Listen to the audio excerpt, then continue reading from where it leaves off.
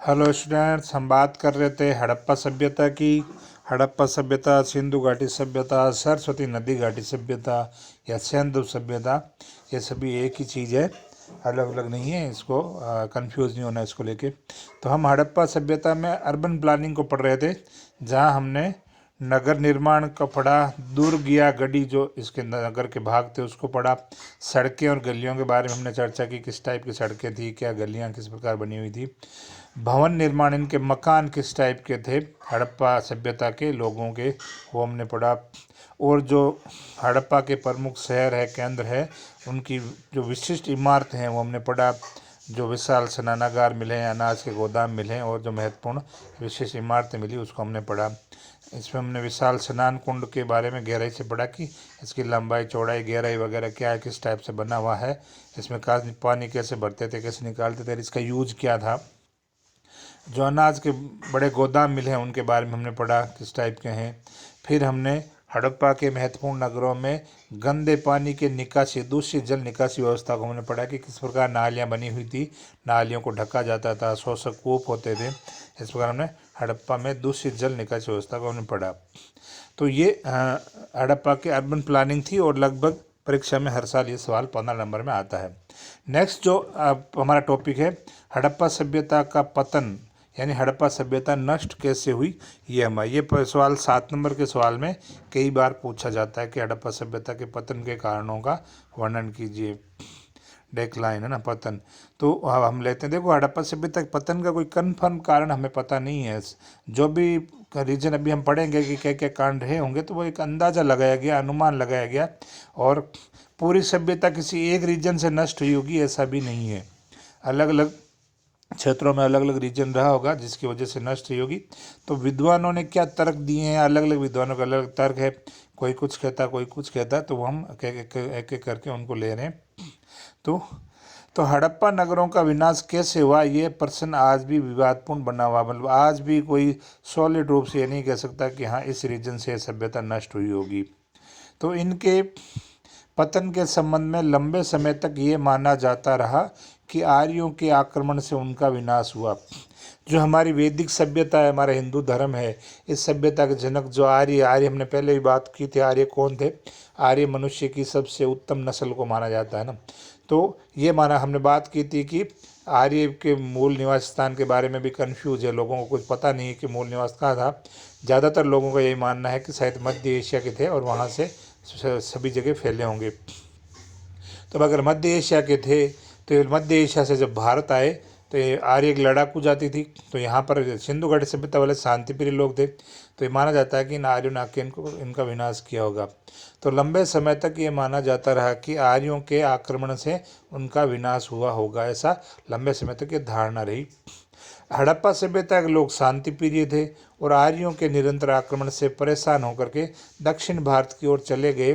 तो ऐसी जो मान्यता लंबे टाइम तक रही कि आर्य आक्रमणकारी परिवर्ती थे, लंबा लगातार वो हमले करते थे। तो जो है हड़प्पा वाले लोग इस क्षेत्र को छोड़कर दक्षिण भारत की ओर निकल गए होंगे। तो आक्रमणकारी आर्यों ने उनके भव्य नगरों और दुर्गों को नष्ट कर दिया होगा, ये एक अनुमान लगाया गया है कि ऐसे हुआ होगा। आर्यों के धर्म ग्रंथ हमने पढ़ा, आर्यों के धर्म ग्रंथ में वेद, और वेदों में सबसे पहला ऋग्वेद। तो ऋग्वेद से भी इस बात का संकेत मिलता है कि आर्यों ने जो है यहाँ रहने वाले मूल निवासियों को हराया था। तो ये ऋग्वेद से संकेत मिलता है कि ऐसा हुआ होगा। तो बलूचिस्तान से भी अग्निकुंड और लूटपाट और तहस नहस के साक्ष्य मिले हैं। तो ऋग्वेद से संकेत मिलता है, और बलूचिस्तान में जो अग्निकुंड मिले हैं या लूटपाट या तहस नहस के जो प्रमाण मिले हैं, उसके आधार पर यह माना जाता रहा है कि आर्यों ने इस सभ्यता को नष्ट किया था। और इस मत के समर्थन वाले लोग हैं गार्डन चाइल्ड और मार्टिमन व्हीलर, इस मत का सपोर्ट करते हैं। 2-2 नंबर के सवाल में पूछते हैं, जैसे कि आर्यों के आक्रमण से हड़प्पा सभ्यता नष्ट हुई, ऐसा मत देने वाले इतिहासकार कौन है, तो उसमें 2 नंबर का। तो अलग अलग जो मत देंगे उन अलग अलग इतिहासकारों के बारे में सवाल पूछा था कॉम्पिटिशन एग्जाम में, और अपने इस एग्जाम में भी कि ये इस मत के अनुसार ये सभ्यता नष्ट हुई, ये मत किसका है। तो गार्डन चाइल्ड और मार्टिन व्हीलर का मत है कि ये आर्यों के आक्रमण से नष्ट हुई।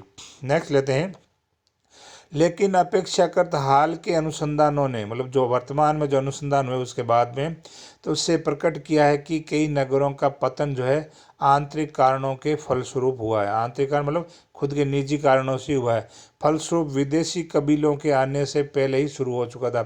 यानी आर्यों के आने से पहले ही हड़प्पा सभ्यता के अंदर ही कुछ ऐसी अव्यवस्थाएं होने लगी जिसके फलस्वरूप वो पतन की ओर हड़प्पा सभ्यता अग्रसर हो गई। तो मतलब आर्यों के आने से पहले ही वो इस स्थिति में पहुंच गए थे, पतन की ओर।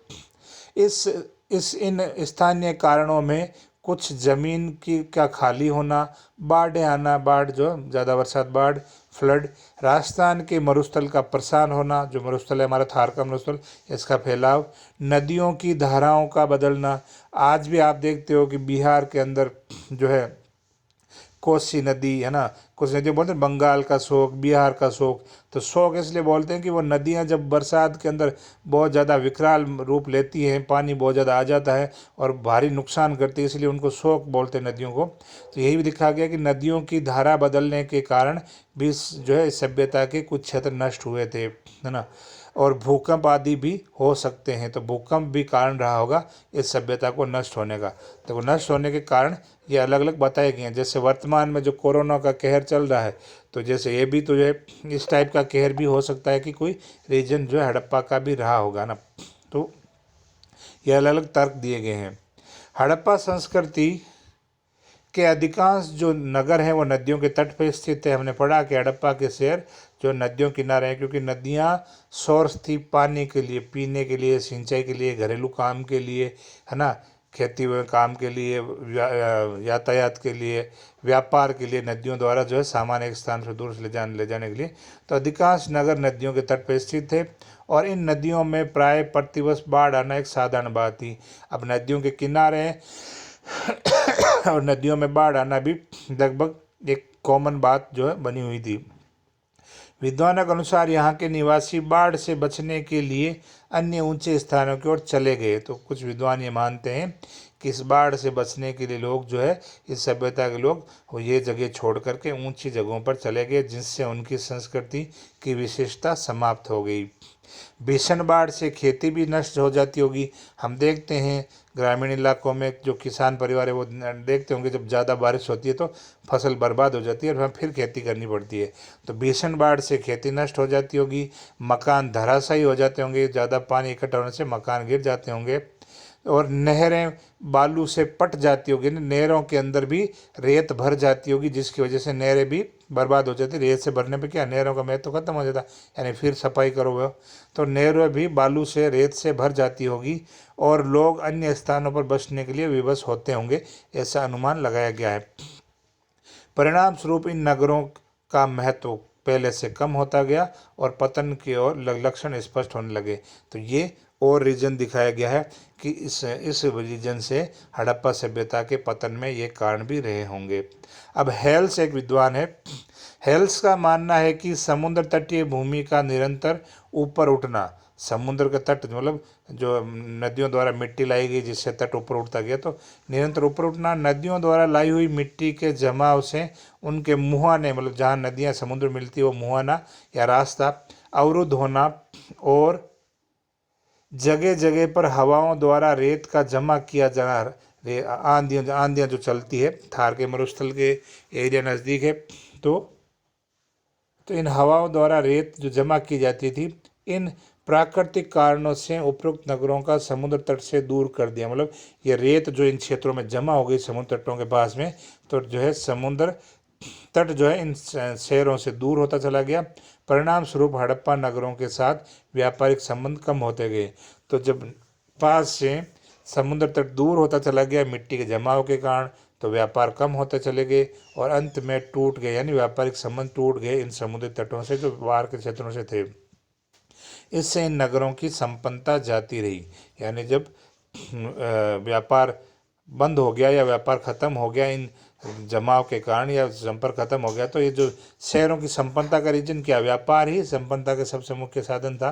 तो ये जब ये संपन्नता ही जाती रही तो उनकी आजीविका की तलाश में वो ये जगह छोड़ करके, ये क्षेत्र छोड़ करके और कहीं चले गए होंगे, ऐसी ये धारणा है जो रही है ना।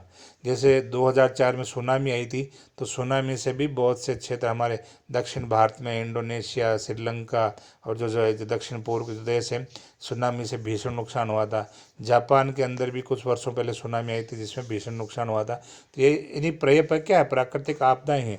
इन प्राकृतिक आपदाओं की वजह से ये सभ्यता को नुकसान पहुंचा होगा, ऐसी जो धारणा ये है। अगला है घोष महोदय, अमलानंद घोष है इतिहासकार। उनका मत है कि उस स्थानों पर आर्द्रता में कमी, यानी कि बरसात होना कम होगी, आर्द्रता में कमी मतलब बरसात कम होने लगी, और उससे उत्पन्न भूमि की शुष्कता, मतलब जब बरसात ही कम हो रही है, नमी भी कम हो रही है, पानी कम हो रहा है, तो इस शुष्कता का विस्तार, यानी जो है अकाल पड़ने वाला है, पानी की कमी का जो फैलाव हो रहा है, हड़प्पा सभ्यता के अंत के लिए महत्वपूर्ण कारण रहा होगा। तो ये अमलानंद घोष का जो है मत है इसके बारे में।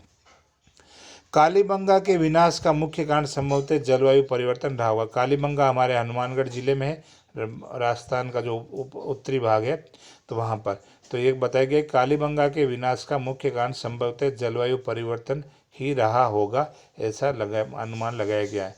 तो नदियों के मार्ग परिवर्तन के कारण बस्तियों में पीने और सिंचाई के लिए जल का अभाव हो गया। नदियाँ अगर रास्ता बदल के दूसरा रास्ता बदल देती है, दूसरा नया रास्ता बना लेती है, तो क्या होगा, सिंचाई के लिए पानी नहीं मिलेगा, पीने के लिए पानी नहीं मिलेगा, घरेलू उपयोग के लिए पानी नहीं मिलेगा, तो ये पानी का अभाव हो गया होगा, यही उनके पतन का कारण बना होगा। तो ये एक और तर्क जो है विद्वानों ने दिया है कि संभवतः ऐसा हुआ होगा। अगला बात लेते हैं, कुछ विद्वानों की धारणा है कि मानसूनी हवाओं के दिशा परिवर्तन, मानसून जो आता है हमारे भारतीय क्षेत्र में जो जून और जुलाई के दौरान, तो ये ज्योग्राफी में आप पढ़ते होंगे मानसूनी हवाएं कैसे चलती है और किस वजह से, जो रेगिस्तान, थार का रेगिस्तान है, वहाँ पर कम दबाव का क्षेत्र बनता है, जिसकी वजह से ये मानसून जो है भारतीय उपमहाद्वीप में आता है। तो यहाँ पर विद्वान कह रहे हैं कि मानसूनी हवाओं की दिशा परिवर्तन से सिंधु क्षेत्र में वर्षा की कमी होती गई। तो ये एक ज्योग्राफी के हिसाब से रीजन बताया गया, इस वजह से इस क्षेत्र में बरसात कम होने लगी और इस क्षेत्र में सूखे की समस्या का सामना करना पड़ा। बरसात नहीं हो रही है, सूखा पड़ रहा है, यानी पानी की समस्या हो गई, जिससे अन्न का अभाव हो गया और समुदाय बिखरने का कारण बन गया। यानी जब खाने पीने को ही नहीं होगा तो रहेंगे कहाँ लोग, तो इसलिए वजह से यहाँ के लोग यहाँ से जाने लगे होंगे। तो ये कारण बन गया और समुदाय के बिखरने का कारण बन गया होगा। कुछ विद्वानों ने इस संस्कृति के विनाश के कारणों में, अब एक अलग और तर्क आता है कि इसके विनाश का कारण था कि यहाँ पर राज परिवार और राज दरबार के षड्यंत्रों की भी कल्पना की है। यानी यहाँ पर जो शासन करने वाले जो लोग थे, उनके राज परिवारों में, राज दरबारों में षड्यंत्र रहा होगा, तो ऐसा उन षड्यंत्र से विनाश हो गया होगा। तो ऐसे अभी अनुमान लगाया गया है। तो ये सभी जो बातें बताएगी, सभी जो रीजन बताएंगे, ये सभी कल्पनाएं मात्र हैं, सॉलिड जवाब नहीं है। लोगों ने जो कल्पनाएं की है उनका कुछ उदाहरण दिया है, कुछ तर्क दिया है, कुछ रीजन बताए हैं, लेकिन जो है सभी की सभी कल्पनाएं हैं। वास्तविक कारण क्या था ये बताना या मिलना कठिन है जो इसके बारे में। तो ये हमने पढ़ा हड़प्पा सभ्यता के पतन के कारण। ये 7 नंबर के सवाल में काफ़ी बार इस सवाल को पूछा जाता है एग्जाम के अंदर। तो ये हमने ये टॉपिक पढ़ा। नेक्स्ट क्लास में हम पढ़ेंगे वैदिक कालीन पॉलिटी और इकोनॉमिक, यानी वैदिक सभ्यता जो 1500 ईसा पूर्व शुरू हुई और जो है 600 ईसा पूर्व तक चली। तो इस वैदिक सभ्यता के समय वैदिक राज्य यानी राजतंत्र किस प्रकार का था, और अर्थव्यवस्था यानी खाना पीना, व्यापार, खेती, पशुपालन वगैरह, ये सब हम इसमें नेक्स्ट टॉपिक में पढ़ेंगे। तो आज की क्लास यही तक।